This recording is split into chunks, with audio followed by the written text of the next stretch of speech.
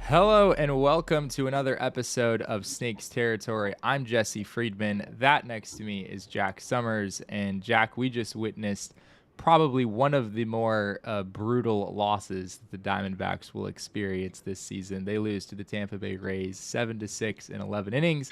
I know you are at the stadium right now, Jack. Safe to say that the mood in Torey Lovullo's post-game presser was a little on the somber side. Absolutely. I mean, after a loss like this, he was frustrated and, not a happy camper. Just too many missed opportunities, which is the headline of our show at the moment. When you make that many out there, 1 for 14 with runners in scoring position, the manager's not going to be happy in the post-game presser. As I think I mentioned it earlier, but Jack is joining us from Chase Field, and as you can possibly hear in the background, there is, I don't know exactly what they do to the field after games, Jack, that causes the sounds that we hear, but it is a staple of being at Chase Field like 30 minutes to an hour after a game ends. You just hear that in the background as they do whatever they do to the field.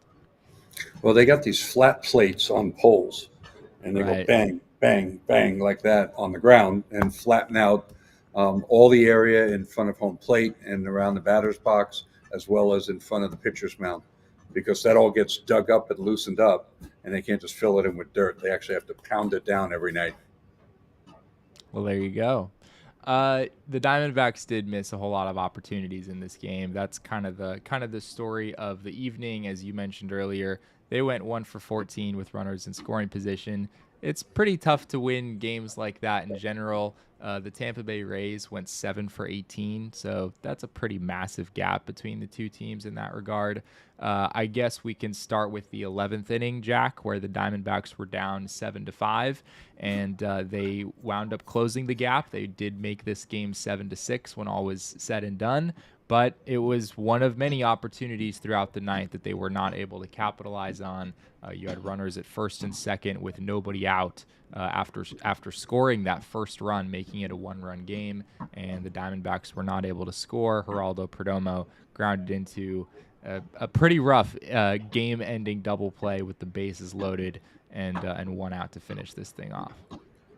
Yeah, just before that, Gabby Moreno lined out to right field, and he's done that an awful lot. It's like he's hitting the ball sharply, but it's like all going to the exact same spot in right field, and they have him positioned perfectly.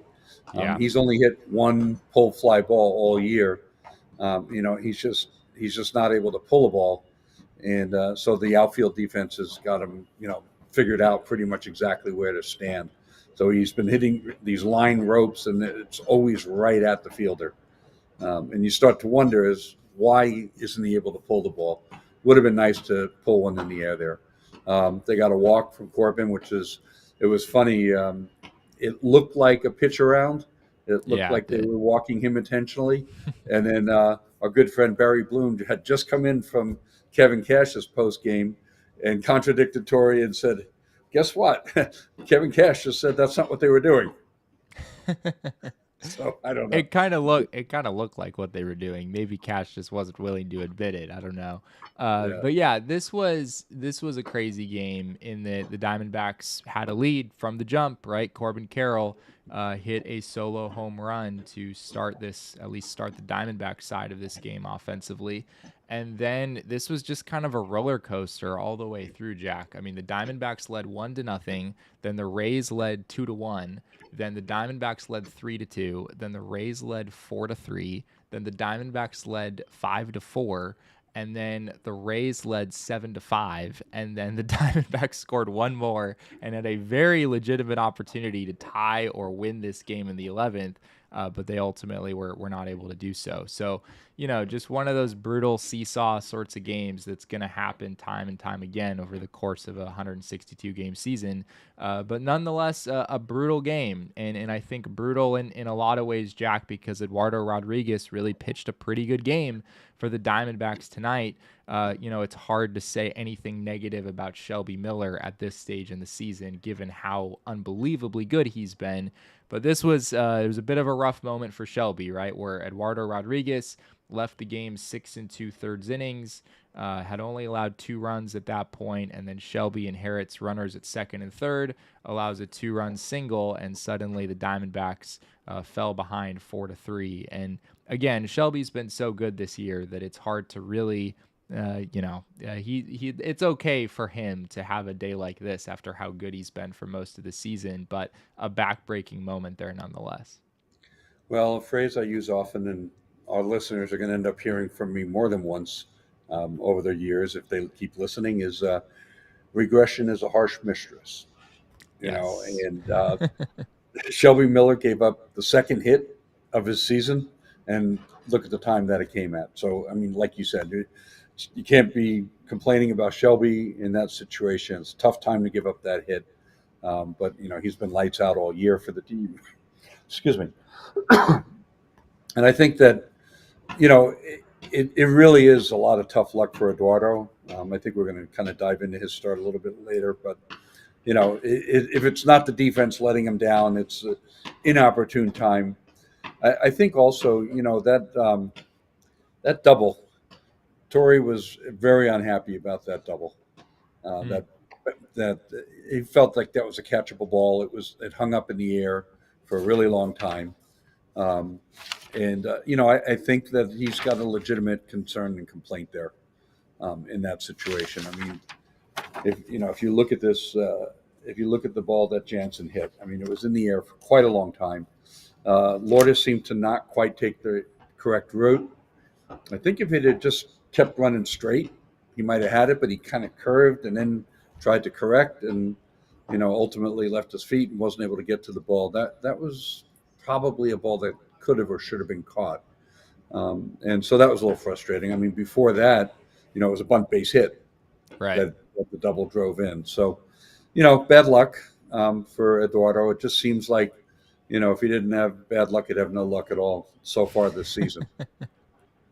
Yeah, I mean, you could argue that Eduardo Rodriguez, from the eye test at least, has possibly been the Diamondbacks' best pitcher this season, at least one of them. I mean, Merrill Kelly has certainly passed the eye test, and I guess all but one of his outings, just that one outing that where he wasn't so great, was obviously really bad in New York.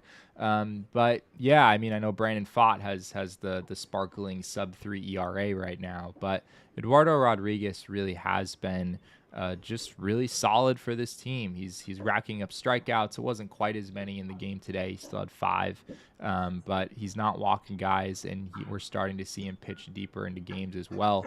He had a chance tonight, Jack, to go 7 innings for the first time as a member of the Diamondbacks. Torey Lovullo, of course, wound up not giving him that opportunity, but yeah, this is something that the Diamondbacks really need as they deal with some instability with some other arms in this rotation. Eduardo Rodriguez stepping up is really important for them. Yeah, and I mean, he's got a 4.4 ERA now. His FIP is 2.75 and xFIP is 2.70. So Wow. Fielding independent pitching, expected fielding independent pitching. Those are measures that are based only on walks, strikeouts, and home runs. The items that are more under a pitcher's control as opposed to balls in play. So he's certainly pitched better than his ERA, better than his line and results. Been a tough luck pitcher so far this year. Well, I mentioned earlier that this game was a roller coaster, and you can see that literally here, as it basically looks like a roller coaster, this win probability chart from Baseball Savant. Yeah, we don't see these too often, Jack. These do not happen all that often, but we have a whole lot more to get to with regard to this game, so don't go anywhere, but we will be right back after a few quick words from the guys over at Foul Territory. Todd, Father, I want to pull a very expensive card out of a pack. Very difficult to do and very expensive. I can't pay for it, okay? How could I acquire that card? Simple. Instead of driving somewhere, you go on Arena Club, go get you a slab pack, and you'll have some of the best cards you're ever going to see. Some one-of-ones, some cards that you want to have and you can't get out of your home. Go right online, check out Arena Club. Yeah, I cannot recommend it enough. And every time you rip a slab pack, Arena Club will make you an instant offer for your card based on its market value. That's right. No guessing, no waiting. Instant offer for the estimated fair market value. You can accept it on the spot. You can use that cash for another slab pack, or you can buy, sell, trade. This platform has it all for the collectors out there. And right now, you can get 20% off your first slab pack or card purchase by going to arenaclub.com/foul and use code FOUL. That's arenaclub.com/foul, code FOUL for 20% off your first purchase.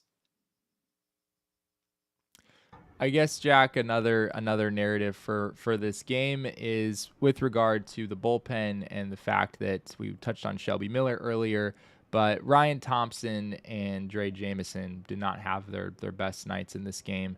Ryan Thompson, I'm not quite sure he deserved to have the final line that he did. There were some hits in that inning that were not hit particularly hard at all. But nonetheless, he gave up a run in his inning of work. It was actually still pretty impressive to just leave it at that one run. And then Drey Jameson in the 11th inning really caught a huge break in that Cam Meisner sort of had this pop-up slide thing happen after an RBI triple, and he wound up popping off the base, and the Diamondbacks got a huge out on that play. But Jameson was not able to just find his way out of that inning without any further damage. He allowed a couple base runners, wound up allowing another run, and that run was ultimately the difference in this game. So of those two guys, Jack, I guess maybe we'll start with Drey. Well, what did you see from Drey in this game? And I know it's still pretty early for him coming off Tommy John surgery. So they started with the grinder. I don't know how bad that noise is in the background. I apologize if it is. I think the biggest issue really with Drey was that Torrey got him up earlier in the game, and he got him hot. And then he sat down, and then he brought him back into the game again. And so the stuff just didn't look quite as sharp. And I think those two things are related. Pre-game, Torrey had been talking to us quite a bit about that issue in relation to AJ Puk and his injury. Torrey used the phrase burn a pitcher.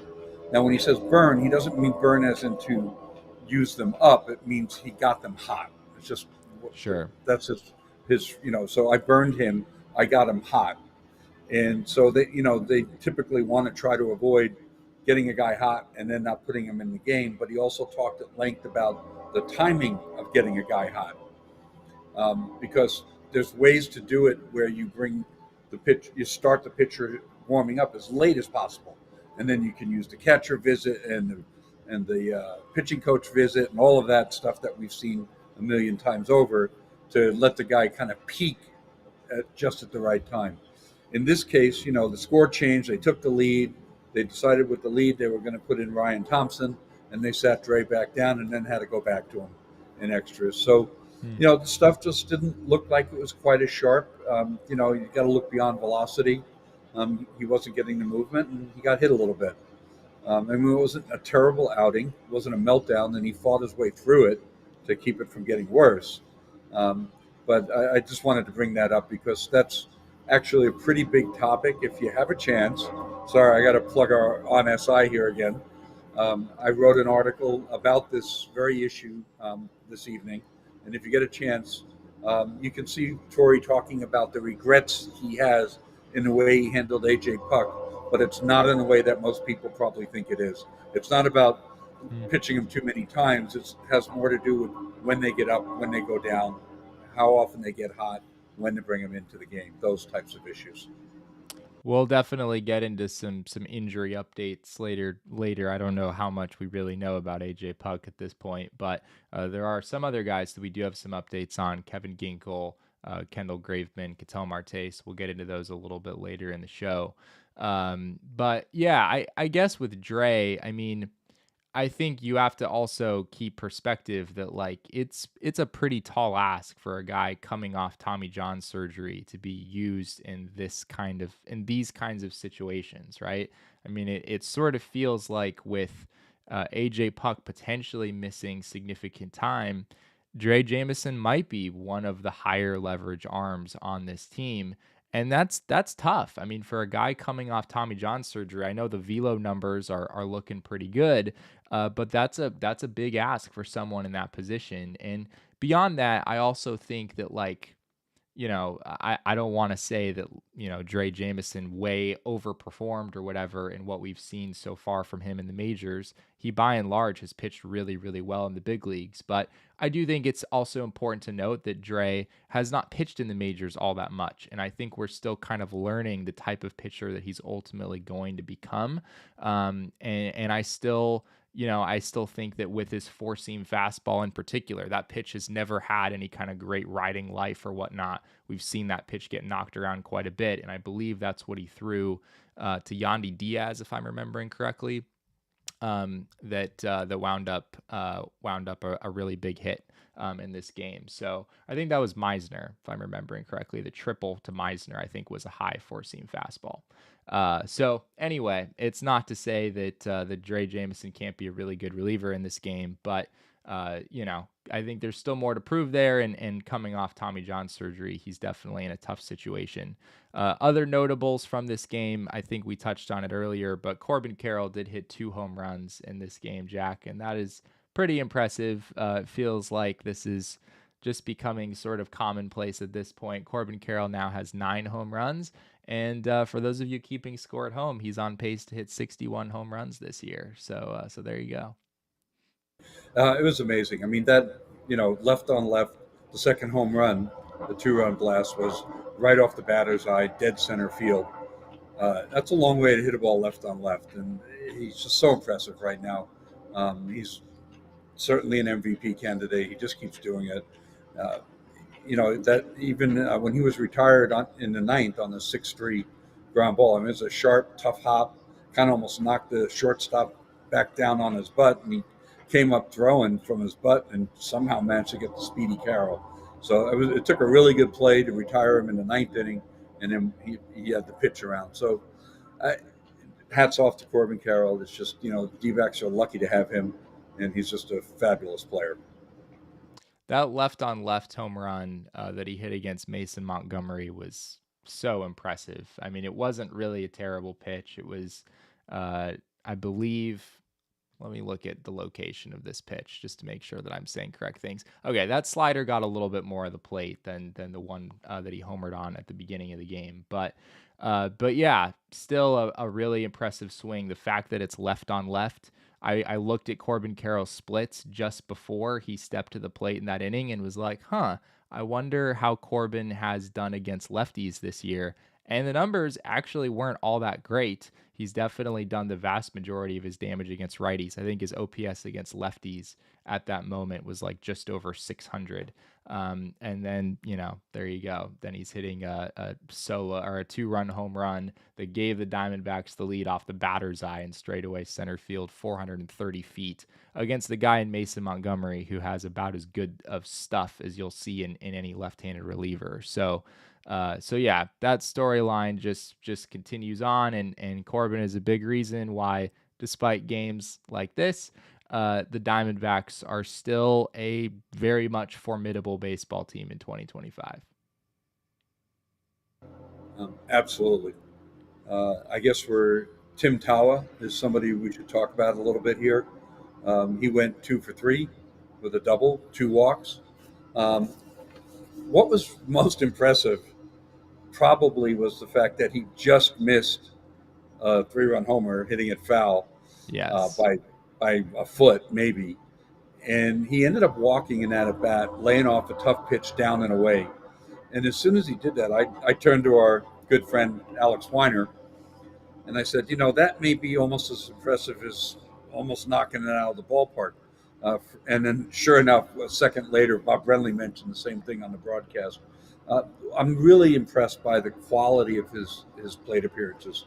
It looks like opposing pitchers may have found a little bit of a hole there with fastballs at the very top of the zone. He's probably going to have to dial in there a little bit and either recognize those and lay off or find a way to get to them. But Tim Tawa is a very good hitter, and I think he's going to continue to impress people with his play.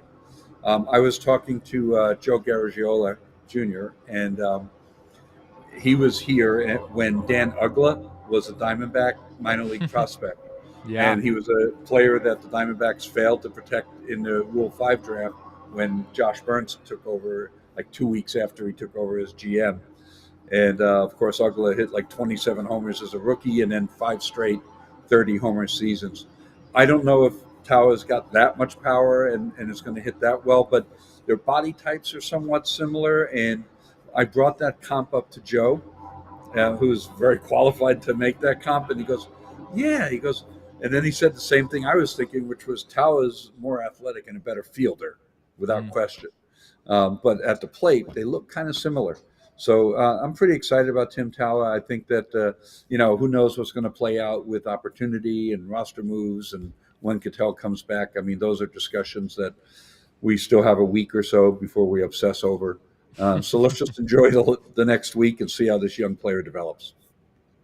So far, so good. Yeah, 2 for 3 with an RBI, 2 walks in this game, and yes, very nearly what probably would have been a game-winning 3-run home run ultimately had it been, like 5 feet to the right, something like that. So Tawa now has a 942 OPS on the season. You alluded to the quality of his at-bats, which has definitely stood out to me as well. He has a 14.6% walk rate and a 19.5% strikeout rate. That strikeout rate is below the league average. That walk rate is almost double the league average. So those are really, really impressive numbers, especially for a young player who's just coming up to the majors, right? A lot of times we see guys come up and maybe they're a little bit over eager, trying to do a little bit too much up there. But Tim Tawa, even in big situations, Jack, he's really just been bearing down and, drew a couple walks today in some really big spots. That's just been par for the course for him so far. I also want to touch on the defense. I asked Torrey for his evaluation of his defense. And he said something really interesting. He said the fact that, he made a few mistakes. I mean, he's got 2 errors, and I think he's got 1 or 2 double plays he probably should have turned and didn't turn him. You don't get charged an error in that situation. So there have been a few mistakes there. At the same time, and Torrey said this, he didn't let it affect how he played subsequently. In other words, he played very fast and athletic right after that. And I asked him about that as well, and he said, "Look, I'm going to make mistakes. That's going to happen, but it's not going to have me back off. I'm going to play aggressive on defense. I'm going to play fast." Tim Tawa, his senior year of high school, threw for almost 4,000 yards and threw 55 touchdowns with 1 interception. This guy is a terrific world-class athlete, and when you watch him move, you watch him charge on a ball. You watch him make a diving stop and come up throwing out of in the hole. He can play. He can play second base. He can play all around the diamond. I think that over time, people are going to enjoy his defense as much as they enjoy his hitting. The range is definitely there. It's not a question of athleticism as you're talking about. It's just, he's just made some mistakes here and there, some plays that he clearly has the ability to make. He just hasn't been able to so far. So yeah, maybe it's just sort of some early career jitters, and Tim Tawa could be a solid player on both sides of the baseball. And I guess the one other angle on this that I want to hit on real quick is that everyone's talking about Jordan Lawlar, right? And understandably so. Jordan Lawlar is putting up some really impressive numbers in AAA Reno, and he's knocking on the door, Jack. Like I think there's no getting around that, right? But at the same time, it's not like Tim Tawa is up here and a player that you really want to replace right now. Like Tim Tawa has been very good by basically all accounts for this team. It really wouldn't feel right in any way to send Tim Tawa down for basically anyone at this point. So yeah, I don't know. It feels like a bit of a traffic jam here, potentially, with Jordan Lawlar playing as well as he is, with Ketel Marte potentially returning soon from injury. So Jack, I guess, do we resort to the old "these problems fix themselves," or what are your thoughts on how all these pieces might fit together? I don't think that they're going to bring up Jordan Lawlar just to send him right back down when Ketel comes back.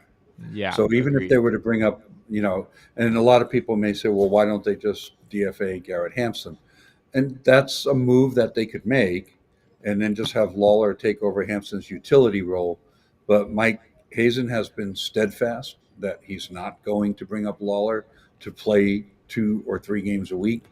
A lot of people argue, well, he get a start at third and a start at short and a start at second, and he can DH, and you can get him 20 at-bats a week.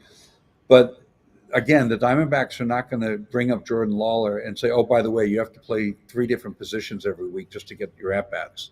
They're not going to handle him that way. Whether that's the right or wrong thing, I'm absolutely certain that they're thinking that that's not the way they want to go with this. So for now, Tim Tawa keeps playing. When Ketel comes back, Tim Tawa has options. He can be sent down to the minors. The one thing that works against Tawa is he doesn't play shortstop. Yeah. I think he's played 2 professional games at shortstop or something like that. I mean, he plays all around the diamond, but he hasn't played short. And again, they're not going to ask him to play backup shortstop. So it's not that I think Hampson started 1 game at short. Jerry had 1 day off so far. Yeah. Starting. You don't need someone to play there often, but you do need someone besides Perdomo that you feel comfortable at the position. And yeah, you're totally right. Tim Tawa can't be that player. At least they're not going to view him that way right now. Yeah.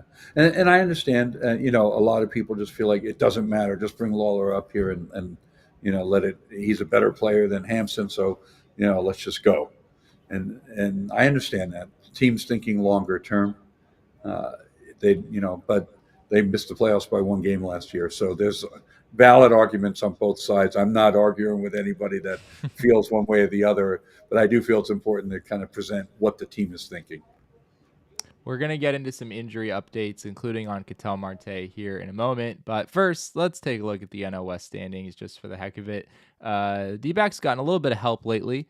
Not that it means a ton. Not that any of this means a ton at this stage of the season. But the Padres lost today. They are 17-8. Or maybe it was yesterday that the Padres lost. They lost their most recent game. The Dodgers lost today. They are now 16-9. The Giants just beat the Brewers, so they are 16-9. And then the Diamondbacks are 14-10, currently 2.5 games out of first place. And then the Rockies are well planted at the bottom of the division at this point at 4-18. So there you go, Jack. The Diamondbacks are 14-10, which is a pretty good record, and they are still a 4th place baseball team. Like you said, I mean, yes, it means something. I said tonight, they got to win this game. Padres got shut out today. I think 6-0 by the Tigers. Yeah, right. So, they got to win this. Dodgers lost. Padres lost. They got to pick up ground. And Alex turned around, looked at me, and goes, they don't got to win anything today. It's more or less, I'm paraphrasing. But in truth, nothing matters until they start playing the NL West. They played American League teams 3 times now, and they haven't played 1 game against the NL West. So, those head-to-head games with the Padres, Dodgers, and Giants, once those start to roll in, they're going to come fast and furious when that if you think about it this way, D-backs have played 24 games, and they haven't played 1 game against the NL West. So they're going to have their opportunities to make up ground pretty quickly if they can play with and beat those teams, and that's what they're going to have to do. It's funny how just looking at the other records in the NL West, 14-10 doesn't feel like a good record. And yet 14-10, if you do the math, the Diamondbacks are on pace for 95 wins. So it's really not a bad place to be. But this is the NL West. This is life in the NL West. And I don't think that every game does matter, but it's not like there are any must-win games at this point in the season. But yeah, we saw last year how close this can get. So at least peeking at the NL West standings every now and then, I think is worth our time. We do want to get to some injury updates. Jack, I know that Kevin Ginkel, I believe, is starting a rehab assignment for AAA Reno tomorrow. What else could you tell us about him or any of the other guys on the shelf right now? Right. Well, Kevin's actually going to pitch on Thursday for the Aces. So that's tomorrow. Thank you. Kendall Graveman's going to throw another game over at Salt River in extended spring training. So he's like 5 days a week behind Ginkel is what it looks like. Oh, excuse me. Obviously, the biggest news beyond that, Ketel Marte is doing some base running. So the base running, there's 3 stages. There's running just forward, jogging, and running in a straight line. Then there's something they call arcs, which is they run out towards the edge of the dirt where it meets the outfield grass and make a slower, loopier turn and run along the edge of the infield. And so they do that before they do actual base running, hard left turn at the base. So Ketel Marte ran arcs today. That's ARC, arc. And Torey Lovella said he saw some video on that and it looked very good. So he's progressing nicely as far as not having any setbacks. So that's good news there. The biggest news on the injury front, of course, is what's going on with AJ Puk. Yeah. As I think almost every fan listening to the show knows, he's been on the injured list since last Saturday. He woke up last Friday morning with a stiff elbow, and he had 2 opinions, second and third opinions, with elbow surgeons Keith Meisner and Neil Elatrech. They're not names you ever want to hear. Yeah. So it's, it doesn't mean he's definitely getting Tommy John surgery, but it looks like they're looking at all avenues. And I'm sitting here wildly thinking, like everybody else, how can this be anything but Tommy John? But you never know. Amiel Sade was on the radio today, seemed to think that he might be avoiding the worst case scenario. Maybe the reason they're doing these extra opinions and taking their time is to try to figure out a way to avoid the worst case scenario. And again, I want to say up front, this is just speculation in my mind, thinking of different scenarios. So one scenario that hit my mind, if I'm AJ Puk, if I had Tommy John surgery now, 15 months from now would be post All-Star break 2026, and I'd be able to get in a couple months before I become a free agent. Right. If he's in a situation where he tries to do it through other means, heal it through other means, rest, some kind of injections, whatever else is going on in there, and then he tears it later and has to undergo the procedure 2 months from now or 3 months from now anyway, then he loses all of 2026 and he doesn't get to go into free agency. So these are really big decisions. I wouldn't overlook that, even though I'm speculating and I have no basis to say what I'm saying as far as actual facts from the manager. I have a calendar in front of me. I know when he becomes a free agent.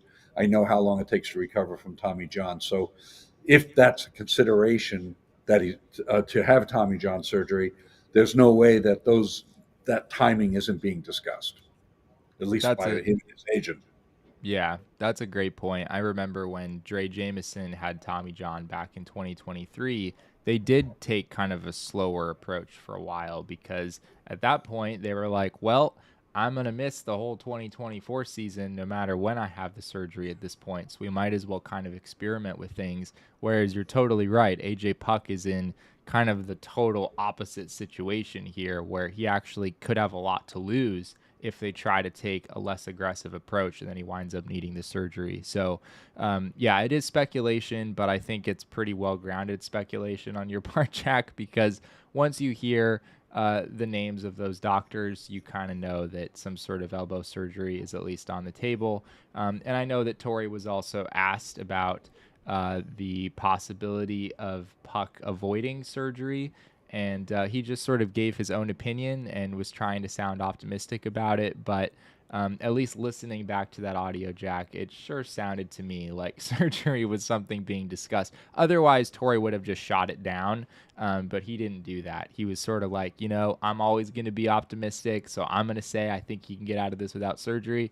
That's not usually a good sign when Torey is talking in those terms about an injury. So, yeah, it'd be brutal all the way around, certainly for Puk personally more than anything else. But from the Diamondbacks perspective, they just have Puk under club control for this season and next season. So it wouldn't necessarily end his Diamondbacks tenure, but it could become pretty close to that, even if he had the surgery pretty soon. So yeah, rough situation there. Certainly something to keep an eye on here in the next few days as we look for more updates. Anything else on the injury front, Jack, that we're missing?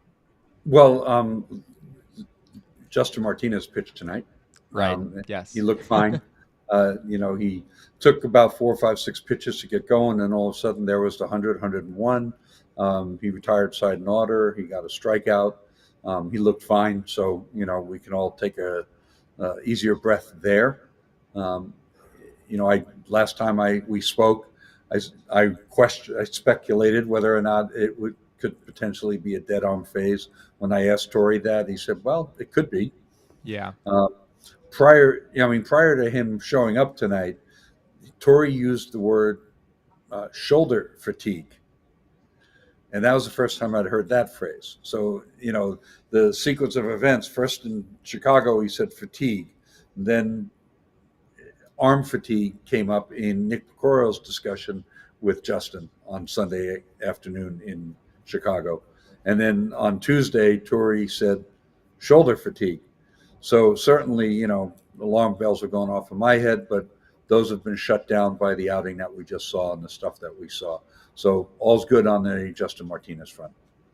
Still a weird situation. I still am not totally sure you don't see this very often where a pitcher is just having arm fatigue and so they take like a week away from pitching and then they're back and they're totally fine. But I guess it's possible. I guess maybe that's all this is. I mean, you do see it when guys have dead arm phases, but it's just not usually at this time of the year Right. with that kind of workload. That's all. But, the body's a funny thing, right? Everybody's different. There could be other factors we just don't know about. But this is what we know. He was out on the mound tonight. He looked good, so on we move. I don't know exactly what will come of the Puk situation, of the Justin Martinez situation. It certainly sounds like he'll be good moving forward. But I do know, Jack, that I think this Diamondbacks team could use Kevin Ginkel. And it sounds like he is getting fairly close. And imagining a bullpen, even if Puk isn't in the picture, where it's Justin Martinez and Kevin Ginkel and Shelby Miller, Jalen Beeks, Ryan Thompson. Juan Murillo deserves a shout out as well for his performance tonight. Even though it didn't wind up leading to a win, he still put up a 0 in the 10th inning, which is a really hard thing to do. So he's someone you're starting to feel better about at this point. So I think even without AJ Puk, this Diamondbacks bullpen, I'm not saying it's going to be great, but I think it has the pieces to withstand something like that a lot better than I probably would have thought, a month or so ago at this time. Yeah. So I think, I'm happy that you brought up Murillo. It was my bad not to really mention him earlier, but getting a strikeout for that first out with the ghost runner on second base, that's exactly why you want those high velocity guys. That's exactly what you need. Guys that don't give you up as much contact. So it didn't work out for them tonight in the long run as far as, having all the high velocity because Drey Jameson got hit. But for the most part, I think they are well positioned to have a bullpen that can compete in the late innings. We talked about this last time. They're going to have to find another left-handed pitcher. Well, this is, I guess we'll see what happens tomorrow, right? This is a 3-game series that will go down to the final game. The rubber match is on Thursday night. Corbin Burnes against Drew Rasmussen. On paper, a very, very good pitching matchup. We'll see if Corbin Burnes can have that elusive start where he truly looks like Corbin Burnes. Maybe tomorrow is the one. We'll have to wait and see. They could sure use it. They could sure use 7 innings out of him. Yeah. Because who's going to pitch tomorrow? I guess Jalen Beeks again. I looked at going into today's game. He was on pace to throw 99 innings. Not great. Yeah. So we'll see. Well, should be an interesting rubber match of this series. That is tomorrow night. We will be back with another show on Friday morning, either Thursday night or Friday morning. Won't be a post-game show tomorrow. But yeah, early Friday, you can look for another episode from us that's just recorded. We really appreciate you all being with us in the chat. We see all your comments coming through. Appreciate the interaction, you all hopping on with us. If you haven't already, be sure to subscribe to our YouTube channel. It's Snakes Territory here on YouTube. Drop a like on this video while you're here if you haven't already. It sends a positive message to the YouTube algorithm gods, which we always appreciate. If you're watching the recorded version of this show, drop a comment. Let us know what you think of the episode, what you think of all of the various topics that we hit during this episode. Over on the audio side, if you could leave us a rating and review, we would very much appreciate that as well, wherever you get your podcasts. Jack does a great job covering the Diamondbacks over at Arizona Diamondbacks on SI, as he referenced earlier. That's si.com/MLB/Diamondbacks. A lot of great stuff coming out over there.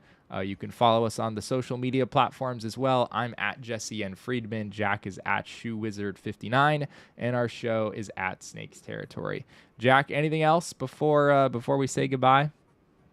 I'm ready to hit the road, go home, have a glass of wine, wind down, and get back at it tomorrow.